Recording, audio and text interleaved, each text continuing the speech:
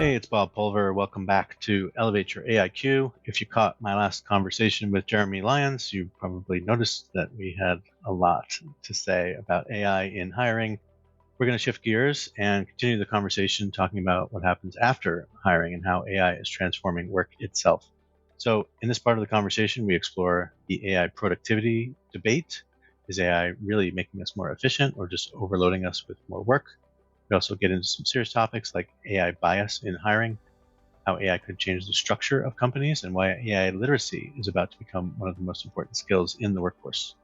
If you want to stay ahead of the AI curve and understand how AI will shape the future of work, this is a great ending to the conversation with Jeremy. So enjoy it. We are back with Jeremy Lyons. Jeremy, great to have you back again. Continue the conversation. We always have these lengthy and wide ranging, but very insightful chats. We were talking about being human centric from a candidate perspective when we last spoke, and the misalignment, right? And so it's situations like that where people are just like, please explain what exactly you're looking for, because on paper this should have at least been worth a conversation. And if you don't want to have a conversation, then where's your AI interviewing tool where I can add color to this faulty gate that you have at the ATS stage? Yeah. Well, I think that there are a couple of things that I can certainly touch on in that. One, I do think that there are a number of TA teams out there that have pivoted to also talking about very openly what's going on in their process. So they say, we're going to close the application by this date. And then they say, we got X number of applications for this role. We've decided to move forward. Like we moved forward with Y number of people because they were showing Z sorts of outcomes. Now, if a person is introspective, they'll go back, they'll look at their resume and they'll sort of say, hey, wait, I didn't say it like that.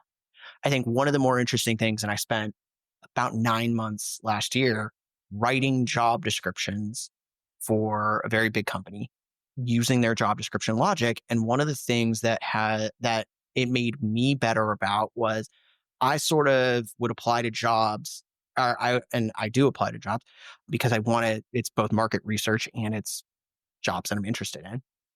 Is that sometimes the people who are in the know are not the people doing the filtering. And that includes hiring managers too. And this happens in recruiting operations a lot because it's still this new field that has certainly grown and certain people have different impressions of it. And part of Rec Ops Collective is to give people that education of what is it? What does it do? What are the skills involved? So there's that. But you touched on something really, really, really, really interesting, which is the EEO aspects of this. And something that I don't think gets talked about enough when it comes to the AI piece and biases in the AI piece. And I ran a test actually on ChatGPT a couple of week or so ago that was sort of like, what do you know as your biases? Like, walk me through that. And then I prompted it back out with a question of like, but you're a machine. So don't give me the machine answer. But one of the things that also fascinates me in that is, especially with large language models and NLP or LLMs, NLP, AGI, generative AI, all of that right now that isn't talked about is the power of your vocabulary and how that is going to show up in sort of how different education, how you receive your education and what you have available to you.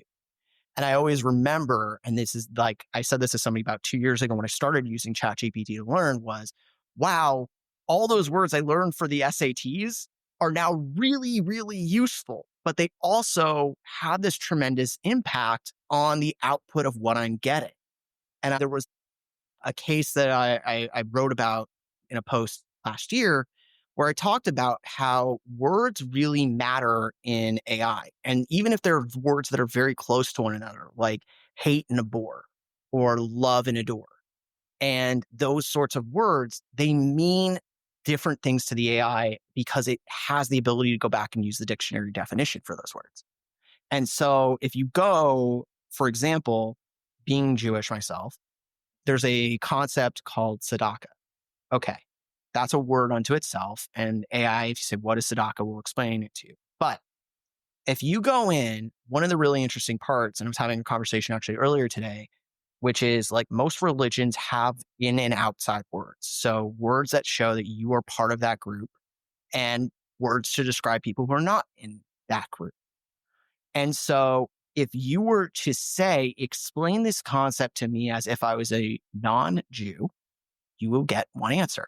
If you go back and say, explain this to me as if I'm a Gentile, which is the technical word for non-Jew, which demonstrates you have to know that word, you have to be exposed to that word, you have to understand how to properly use it in a sentence, you actually get a different answer in every which way I've tested that across models. And so you have to go back and look at like, what is the education divide in this country and in other countries? Because that's going to have an impact on the prompts that you use and the structure that you use, because those words now really start to matter when you're trying to look at the output. I don't think I hear that being talked about enough, but maybe it's because I don't run in linguist circles and the people in my groups are not exactly talking about that. But I think that it's an important conversation to have. Yeah, for sure. You had a story for me Yeah. about your new Yeah. assistant employee. I don't know how you wanted to describe it. You have a new My, you have new digital labor in your midst. yes. Yes. And I think Yeah. that's a really interesting story. So somebody asked me to do a presentation, and it was a presentation that I had done before, but they wanted, a new and modern twist on it, and they wanted it for a different audience. So I went to a GPT that I built, and I said, here is the specifications. Here is, what the outcomes that this group is looking for. I've sort of done my own version before. Here it is. And the GPT said to me, okay, great. Like, do you want us to use your slide, or would you like to see something new? Which would be exactly how I would ask somebody if I was working with them and they say, hey, look, I've got a presentation coming up. We need you to prepare the slide deck. We did this presentation sort of like this, but we want to maybe see a new version of it and put it together. I said, okay. I feed it the information and it says, hey, I'm going to do this. And then I'll give you a list of, what I changed, how I changed them, what the backing is. Okay. About 10 minutes go by. I said, this is late at night. I said, hey, look, I'm going to go to sleep. When do you think this is going to be done? It said, it'll be ready for you by morning. Okay. Very human type interaction. Come back in the morning. I say, hey, where is this at? So, I opened it with something nice. I said, like, hey, how's your night been? How's your start to your day? Responded back, oh, it's great, blah, blah, blah, blah. I was like, all right, cool. And I said, hey, look, what's the timeline on this? Because I want to get this done by the end of the day. I said, I'll get it to you in an hour and a half. All right. Come back after an hour and a half. I'm like, hey. And it said, I will update you when this happens. I said, well, hey, where is it? It says, well, I'm still working on it. Okay. Well, can you hurry that up a little bit? How much more time? Oh, it'll be done in the next 30.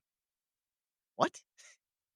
So I run this, and as you can imagine, because I can see your face, I run this conversation and I started this thing at 9 p.m. the night before. It's 2:30 when I'm just sort of like, hey, look, just give me what you have. And it says, well, I'll send it to you as an email. And I go, you don't have the ability to send this as an email. Okay, you're right. I can't do it that way. Give me a drive link. I'm like, all right, here's a drive link. Doesn't do anything. I'm like, hey, where is this thing at? And so ultimately, what was a very funny, well, obviously I was stressed out a little bit about it because I had promised a deadline to myself and to other people about doing this. And I spent a little too much time in it. And I should have just pulled the plug, which is if you are managing somebody, that there's a certain point in time where you just go, you know what? You're not going to deliver this for me. You're just not going to. And you've been kind of trying to, but you're not going to. Bye. I'm going to do it myself. And so ultimately I did that. But then the funnier part was I then came back and I asked another AI, how do I give good coaching feedback back to to AI? And then I provided that feedback. Essentially, I reworked the feedback back to the GPT to sort of say, hey, you need to not make promises on things that you can't do. So so confused. That's fascinating, first of all. But it's acting like, A junior employee.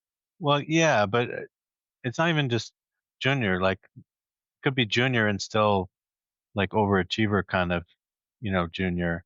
But like, there's no way that it would take as long as it's saying each time. So it's almost like somebody, tricked you and inserted, system instructions into your custom GPT to say, whatever this guy asks for, just, give him the runaround or Yeah. procrastinate or whatever. It's so bizarre.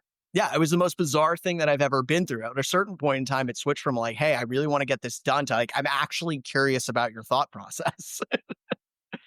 I do, not to go completely off subject since we've already been talking for so long, but that's why I like when AIs show the thought process. They show evidence, right, of like where they're thinking. I mean, it started with per- perplexity, just at least citing its sources, even though some of that was completely full of crap.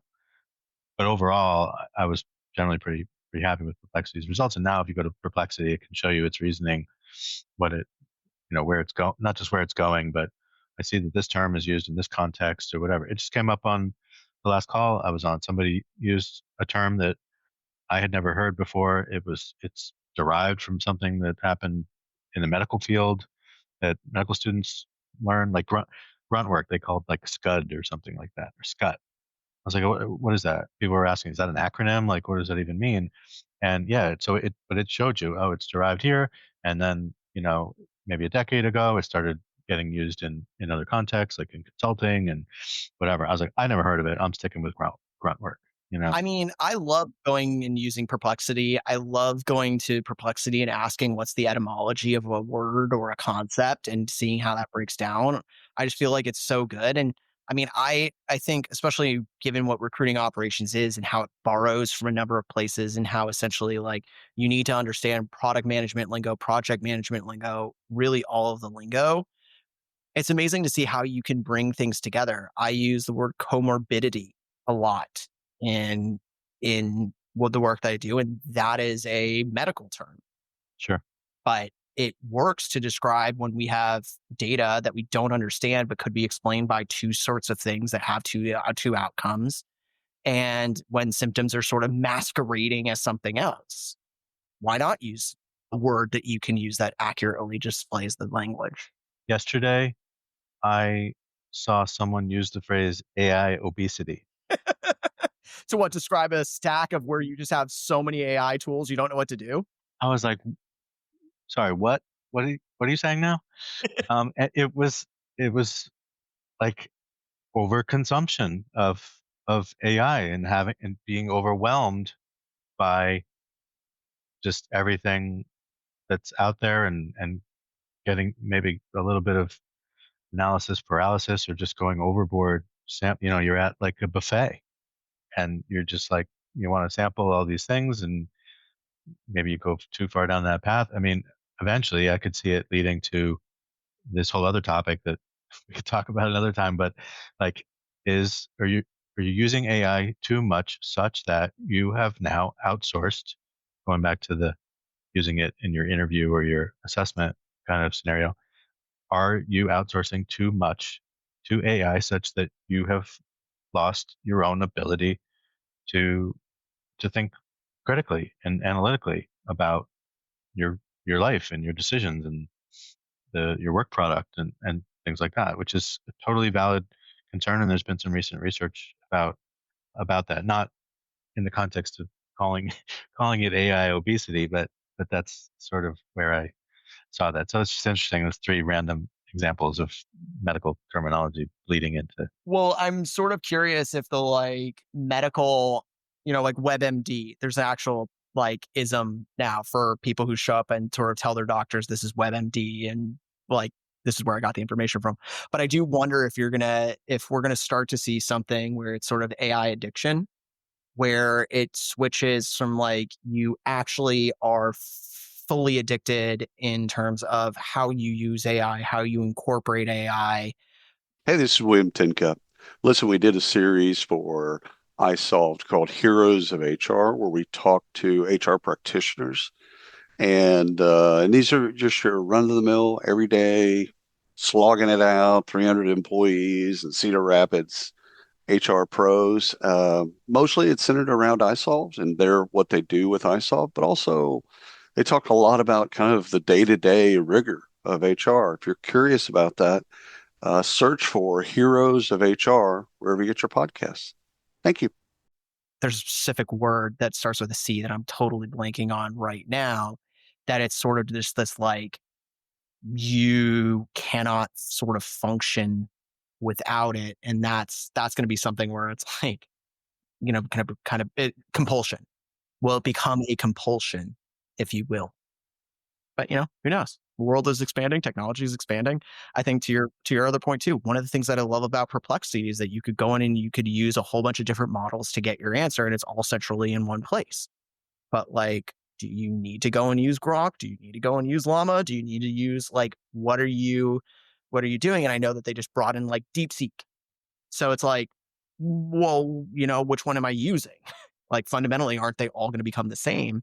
And I think one of the really more interesting things, taking it back to the recruiting space and over AIing something is, all right, if you go and now make your implementation, you set up an implementation agent on, let's say like you're doing an implementation you're shifting your ATS from Greenhouse to Ashby or Ashby to Greenhouse, whatever it is, pick a title, that sort of thing. If your implementation is going to be done by agents, and you have the Greenhouse agent and the Ashby agent, and the agents sort of send it instantaneously, so you don't have to spend these long sorts of periods. At what point in time will Greenhouse's agent basically learn all of Ashby's, and Ashby will learn all of Greenhouse? And essentially, now when the programmers on both sides go in and say, "Hey, we want to make improvements," one side says, "This is what Ashby's code base shows us to do and how we're going to do it. Do you want to push that sort of similar thing into this?" And now you've got competitors essentially with the code bases. Now, I'm sure that there's a way to block that, and there's going to be, all that, but it's an interesting conversation to me. Well, it also gets into one of the concerns I've had with agentic AI in general, and in the context of responsible AI, and the traceability, the observability of these. And if you have, let's say there's an agent in, let's say there's a whole bunch of agents throughout your tech stack, even on the just within TA, you could have conflicting information depending on if the communication is, I guess, to your point, like bidirectional.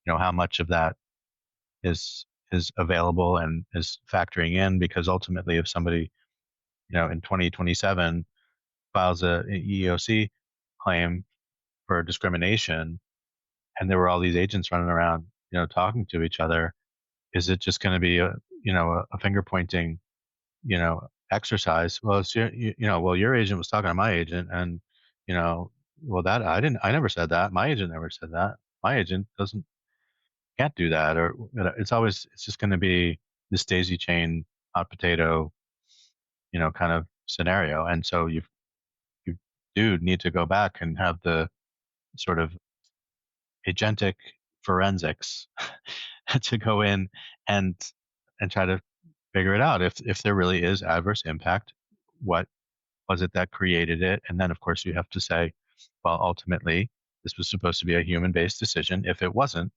then that's your first problem. Well, and I know that there are a number of, so Warden AI, Jeff Poles, and they are building a really interesting, product. And I know that they just dropped in a whole feature set, I think, around diversity and stuff. But it's funny that you mentioned that, because now I'm sort of thinking, for a long time, forensic accounting wasn't a thing. So are we going to start to see forensic AI investigation as a thing? And that seems like one of those more interesting roles that pops out.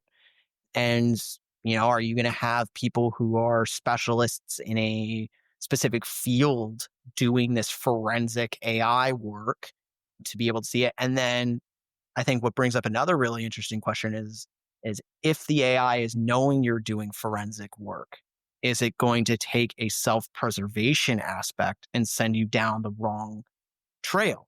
Which, I mean, admittedly is a sci-fi idea, and any conversation about technology can always devolve into the like we're all going to die or we're all going to live in a utopia very quickly. But it's just sort of one of those thought experiments to me that I think is very fascinating and something that I explore. Yeah, I hadn't even gone that far, but yeah, no, I'm glad you brought up Word, and they're actually a sponsor of this show.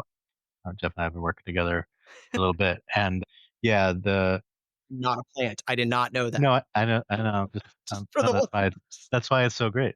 Um, it's I love that they went beyond what current legislation talks about, at least from an AI legislation perspective. They are, I think, a couple months ago they started checking for age bias, and then yeah, just recently they are now looking at all kinds of disability bias as well. So yeah, I mean, I love the innovation and the pace at which they're releasing features on their AI assurance platform. So yeah, I think it's a really important space to watch for sure.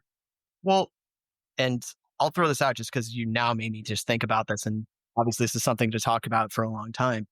But I do know that this is like a thought in the entertainment space right now, which is sort of like, okay, well, if we have AI, what does the actor have in terms of, rights to their image and likeness? Because now essentially we could be like, I want to see a Tom Cruise film after Tom Cruise is dead. And we have enough imagery and stuff like that to write like, hey, I'm going to want Mission Impossible 27 and I don't need another actor. I'm just going to use the AI version of Tom Cruise in perpetuity.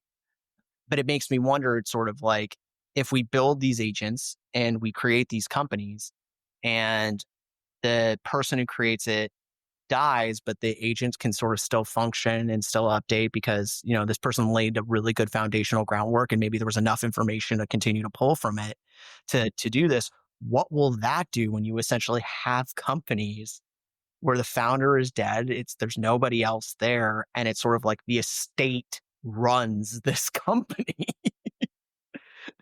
Like what's mergers and acquisitions going to look like in the AI verse and agents and all that. Yeah, there's so many interesting pathways that this could go. I do think I was telling you before I had a filmmaker on the show earlier, and we were talking about that. We were talking about AI's impact on creatives and your likeness and your digital twin, and it also sort of came up on the Talent Intelligence Collective call as well. We were talking about, are you paying for talking about like your commitment to one company or multiple, the hours that you pull in, they're paying you to work 40 hours, but what if you get your work done in 30?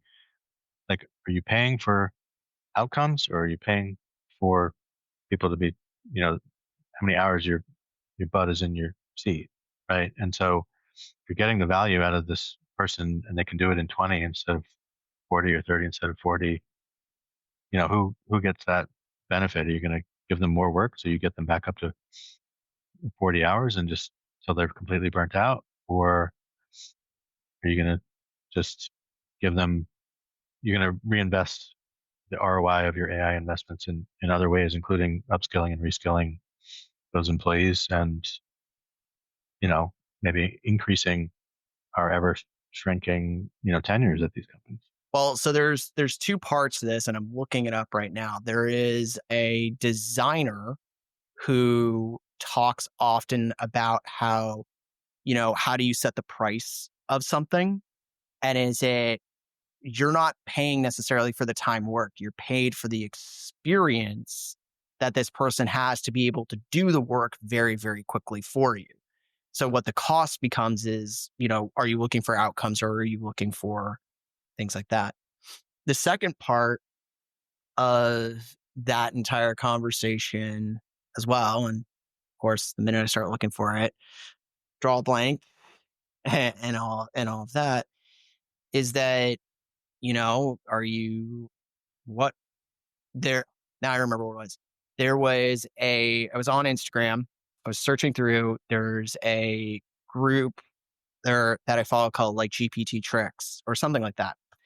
And that they posted the screenshots for it. They asked sort of who benefits from the mindset of work smarter, not harder. And the response that it gave was kind of something that's really interesting. And if I find it, I'll send it to you. But essentially what the GPT was saying was it will benefits the employer because it's not like that you get less work, you get more work. So is it to the employee's benefit to work smarter and think of all these shortcut ways and think of how to get to the same outcome that they would get to? Or is it actually not beneficial to the employee to do that? And it's actually more like you should try and find whatever that middle ground is, stay at that middle ground, because that is that equilibrium point that you're going to hit on that curve where you are not doing more work, but not doing less work, but still having quality, but not, and where do you sacrifice it and how do you do that? Yeah, I think for the average, knowledge worker or even deskless worker, I mean, these are important questions that as the organization thinks about their strategy, they need to think very deeply about some of these things because we're not on the other call. I use the analogy of like athletes, right? Like we look at these enormous contracts that they get. Like people do it people do it just to have a point of reference. Like, whoa, this guy just got a $10 million contract. Well, these basketball players play 48 minutes a game times 80 games or whatever. So they're basically making like 100 grand a minute. Whatever. Well, yeah, it's a fun little exercise to do, but that's not how people who negotiate these contracts think about it. They think about the value that this person is bringing and the potential outcomes and championships or merchandising revenue or whatever, sold out stadiums, all these things, right? Like it's what these people ultimately produce. I know we're not all professional athletes, but there are other probably examples. Like you don't pay a good electrician you know $300 an hour because he can fix something. They can fix it quicker. They also know what to fix. They know they know how to optimize their own time, but you're paying for their expertise, I guess is what I'm saying, and not just like the time that they're actually at your house. Well, so this is kind of a funny thing, and I found that comment too, so I'll send it to you so you can hyperlink it for people if they're curious, like what the GPT said around this. So I worked for the Clippers during the summer where LeBron James was a free agent, and that summer taught me so much about the back end of sports that I had never thought about in my entire life. That almost made me very much like not be able to watch any sort of sporting event ever without thinking about it from a business perspective. One was how, and this is not woe is to the athlete, was sports accounting, which is as an athlete, if you play, you're not paying taxes in your state. You're paying taxes where you get paid. Now you get paid in different states when you are playing in those states.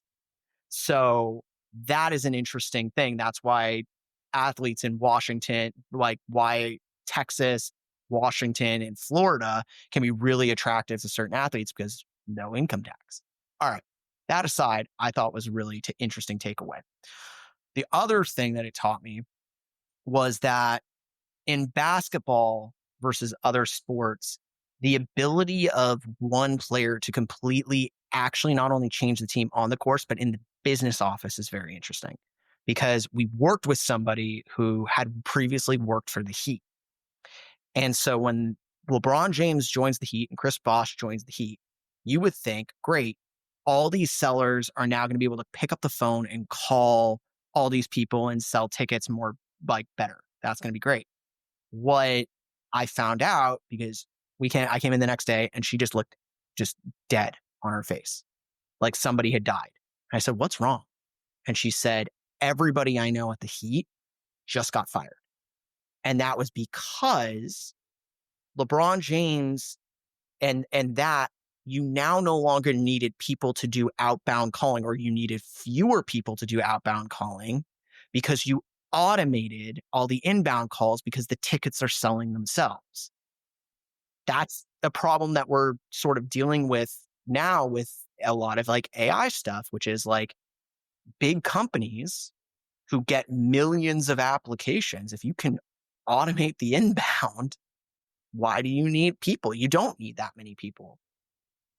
And also kind of in terms of all of that as well too, which is kind of a very fascinating discussion and topic of things is, well, what is the modern TA team going to look like with agents, with AI enablement, with these tools? And what I'm kind of seeing based on what people are talking about, and this is obviously a space that I have to know because of recruiting operations work, is we might see the era of a TA team maybe being 5 people, where you have your head of TA who basically manages a team underneath them that is like operations, sourcing, maybe a head of G&A, a head of tech, and then maybe a employer brand person. So, okay, so 4 or 5. And those people are actually overseeing all of the agents underneath them. And they're just there as the subject matter experts. And that's a future that could possibly exist. It's not, and that's scary and that's uncomfortable. And I think that it's important to talk about that. And I think that it's also important to talk about what is a company's AI strategy as well, because their strategy is the way to, if they are viewing AI as a co-pilot, then enablement is going to take a bigger chunk of the piece. How you train your employees is going to take a big chunk of the piece, and all of those things, and how you can get it set up and get user adoption and show it's not this big scary thing. But if the strategy is we're going to replace people, all you're doing is sort of a waiting game till you can do that, and then you will do that. And those two strategies are very, very hard for people. And they're hard for me, but they're hard for everybody, because that's sort of it plays on fear. And I don't want to play on fear. But I think it's also important that we have these hard conversations about the tools, the tech, the space, and all of those things, because it will help. I also do know we've been talking for a really long time. So if we want to cut up into a multiple episode thing, we can do that. Yeah, at this point, we might have to do a double episode because we went way over any of the other shows. That's okay. So I think that your point there with this sort of almost like skeleton crew operating TA was sort of ties to the point I've been making for quite a while in terms of AI, literacy and upskilling and readiness overall, which is if you like your career or you're targeting some other, career path, you've really got to think about the trajectory and speed of some of the AI advancements in general, and then specifically at the organization, and position yourself to know enough about AI to, augment your own capabilities, to know how to sort of continuously sort of improve it in a way through, system instructions, just like you would sort of coach and mentor an employee in a way. And The use case podcast is where technology vendors get to talk about themselves. And it's a wonderful place for vendors, investors, and practitioners to listen to the story of the solution, the features, the benefits, the attributes, etc. And we get to know the CEO or founder during the call, and we also get to know the tech. So subscribe to the Use Case podcast and get yourself to like the top, quartile of that profession or that career path, because then you are at least you're hedging your bets, right? You're positioning yourself such that, I can still thrive because I am continually learning and adapting and growing as technology advances. And I think in some ways that's similar to just the overall technology, evolution, right? That's not just a sort of AI phenomenon, but now it's even more important and coming faster than ever. At some point, your organization is going to have to just, look at the numbers, and if we're not seeing this precipitous drop in, the experience or the value that we're providing to our customers, our clients, or stakeholders, and we can save a lot of money at the same time, and don't have to worry about sick days and don't have to worry about interpersonal conflicts and whatever, your own digital slacker aside, most of them are going to continue to be quite efficient and get better at following explicit and not so explicit, instructions with some, nudging and coaxing. And so I just think everyone needs to pay attention to what's going on around them. Yeah, I mean, you touched on a whole bunch of stuff there. The things that I want to focus on within that is we as and this is sort of something that I think about in the talent space a lot, is that people always love to say like, oh, I'm in the top quartile of this. But what does that mean and how do you find it? So like it's very easy on roles that are very metrics driven. Sales roles. I've sold millions in deals. I was in the president's club of the last whatever companies that I've been in, whatever. That's an easy thing to metric on. In sales, you could say my leads have driven billions of views or things like that. And that can kind of get you to where you're talking about like, okay, if I want to be the best, I have to go and get to 1 billion views. And if I'm continuously spinning this up and getting 1 billion views, then I know that what I'm doing is good. And then that's comparison out. For a lot of roles, that isn't necessarily talked about. So thinking specifically to the recruiting operations space, there are these pillars within recruiting operations that we talk about continuously. You've got your ops, you've got your programs and initiatives, you've got your reporting and analytics, maybe you have employer branding, and then you've got strategy. Well, it's very hard to find somebody who is at the top of each one of all of those things at one time. But you might find somebody who's really good on the data and really good on the strategy. But they use the data and the strategy to then fill in for gaps they have themselves on programmatics and operations. So that makes it really hard in this space to sort of say, what is a top rec ops person? Now, are you also saying that this person is a top rec ops person because they're the 0 to 1 type and they build? Or are you saying that this is a person who can come in, really analyze, and then upscale our team? What makes that person good? So you have to talk about that at the company level. And that's sort of the what does good look like piece really matters on the debate for that. So that's kind of how I sort of think about that. I mean, in my own job search too, you have to skills map and understand the skills mapping for yourself, but you also have to understand and have enough experience to sort of say, I will work well in this type of environment versus I will work not well in this kind of environment. And that takes some level of experience to do, because then you have to think about how am I going to market myself with these skills and the skills that I have and do all those things, which I think is very, very hard for some people. And certainly not somebody that somebody sits you down when you're young and says, do this way, because it will get you further ahead. There are some people who do, and you certainly see those people rise very quickly because in conversations, if I were to say to you, hey, Bob, what can I do to help to get you to the next level? And you sort of give me this wishy-washy answer, I'm going to use your skills to better me in my position. If we're coworkers or something like that. But if you come to me and you say to me, Jeremy, you know what I want to be? I want to be the best X. Now I know directly how to help you. And I can do that and I can connect you to those people that need to be connected. You need to be connected to get that experience that's going to take you to that next level. And then the other thing too is you have to have the conversation with yourself, which is, where do I really want to be? And I think that at least in capitalism and at least in America, it's always get to the top, get to the top. But I've sort of been at the top and I don't like it. There are certain things that I like to do. And once you get to the top, you don't get to do those things anymore.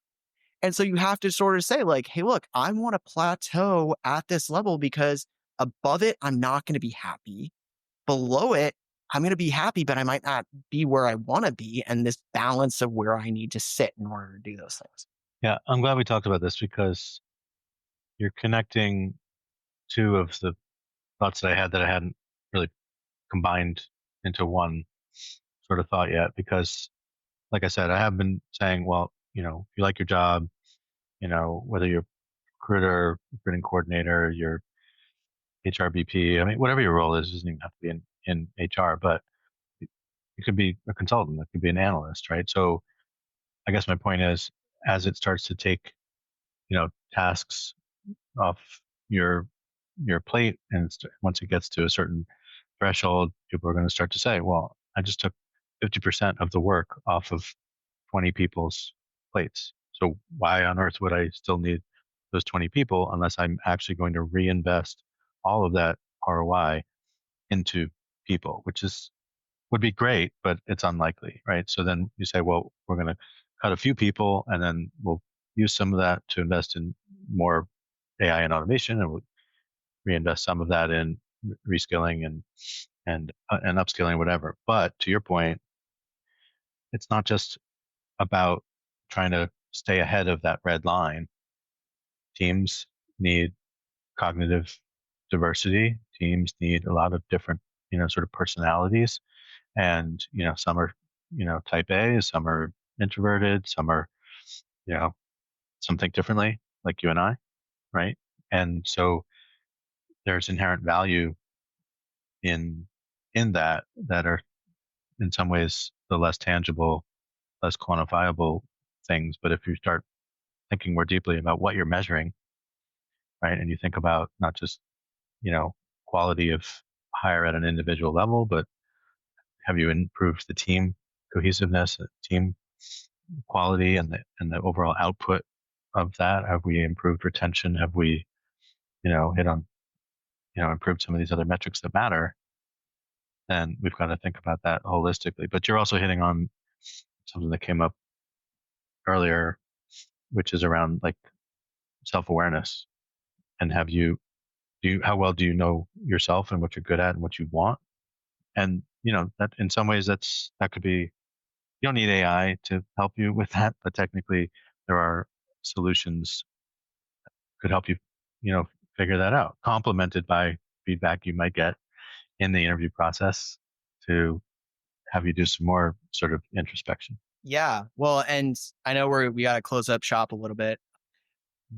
The last thought that I would love to leave people with is this, which is most of what is being talked about with AI solutions actually starts with people first. And so you have to be able to think about, is it a software issue or is it a hardware issue? Both from a technical perspective and in a human perspective. What I mean by is it a hardware or is it a software issue is if it's a hardware issue and you're a human being, there are certain things that you cannot change.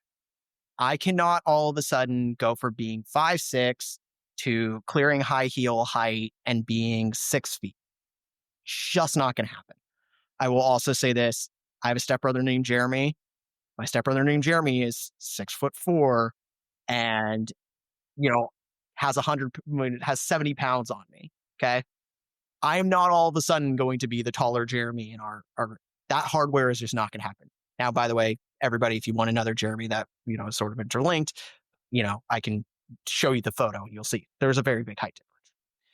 But if there is something that can be changed, I can straighten my hair, for example. I can dye my hair a different color. That could be a hardware switch.